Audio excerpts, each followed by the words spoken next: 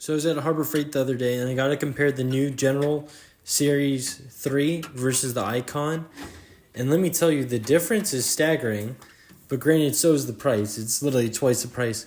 But this US General Series 3 box is no joke. But the Icon line, I mean, literally, I would put this up against the Epic Series Snap-on and the quality of it. I mean, like, when I went to shake it side to side, it had literally almost no movement. The General Series, yeah, it was like almost like my Husky box in comparison of the quality. But again, bigger toolbox. It has the hutch, more color options. I don't see where you can go wrong. Plus, the load capacity on the Icon is 8,000 and the General Series is 6,000 pounds. So you're going to put away a ton of tools in it.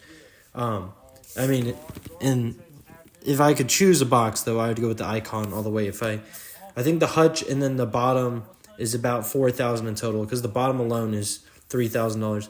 But look at how good they look. I mean, I would take this to a shop right away. I wouldn't go buy another Snap-on toolbox when you have someone like these to go buy. It's so easy to get to, and financing is awesome.